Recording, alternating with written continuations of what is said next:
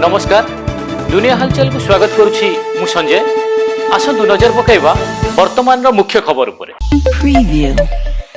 Bhadrak 16 number जातीय Rajpath RD छक निकटरे अटकी रही ट्रक को पिटिला कार फल कार चापी हुई कार चालकर मृत्यु घटिता बेले पुलिस दुर्घटनाग्रस्त कार को जबत कर छानबीन आरंभ करिछि एवं ब्रेक फेल लगी कार टी ट्रक को पिटिथिबा सूचना। दीर्घ 14 दिन पर आज महाप्रभु नव यौवन दर्शन देखिबार सुजोग मिलिबो। अति बेसी 2 ରୁ 3 घंटा दर्शन व्यवस्थार सुविधा देवाकू प्रशासनिक प्रस्तुति होईछि। भक्त माने आसंता 16 तारिख गुरुवार रथ यात्रा दिन रथारूढ़ महाप्रभु को दर्शन करिपारिबे। भुवनेश्वर इन्फोसिटी थाना अधीन पथर गाड़िया गाँव में दुई गोष्ठी मध्य संघर्ष। यही संघर्ष रे जड़े युवक आहत होइतिया बेले अन्य 2 जन गुरुतर होई निकटस्थ हॉस्पिटल भर्ती एवं गाँव में उत्तेजना थमु नथिबारु व्यापक पुलिस मुतयन होइछन्ति।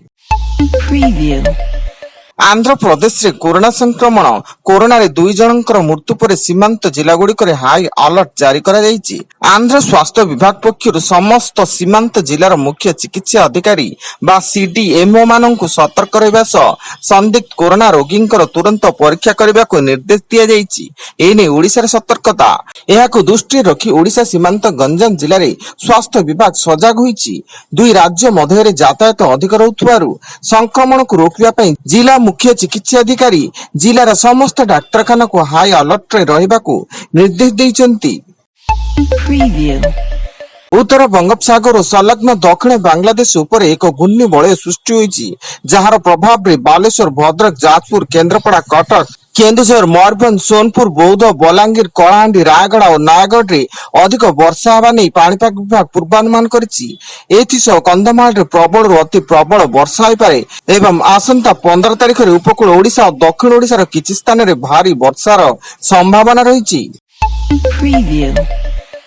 भद्रक जिला भंडारी पोखरी निकट में भारसाम्य हराई डिवाइडर को धक्का देला आंबुलेंस फल रोगी सह संपर्कीय एवं जड़े आंबुलेंस कर्मचारी गुरुतर कटक बड़ मेडिकल को स्थानांतर एवं स्थानीय पुलिस तदंत आरंभ। उक्त आंबुलेंस टी बालेश्वर जड़े रोगी को नहीं कटक बड़ मेडिकल को आसुला।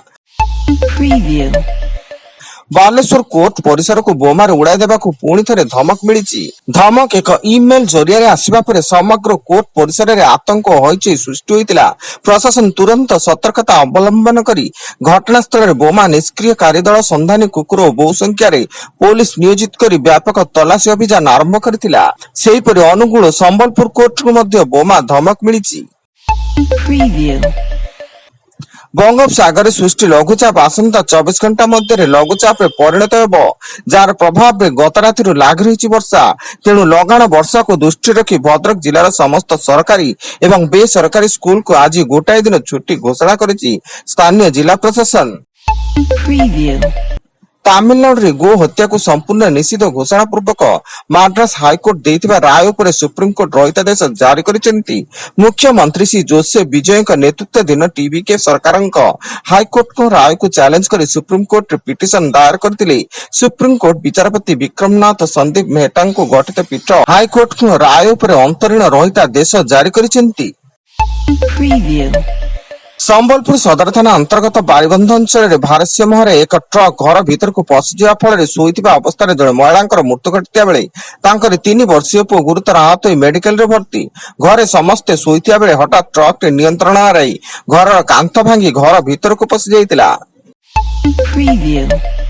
ईरान और अमेरिका मध्य भयंकर युद्ध जारी रही। हरमुज बंद होला पर अधिक अस्थिरता सृष्टि ईरान पदक्षेप को अमेरिका विरोध कर मिसाइल आक्रमण करिछि। ईरान मध्य पालटा जवाब दे अमेरिकार मित्र देश रे थिबा सैन्य बेस को टार्गेट करिछि।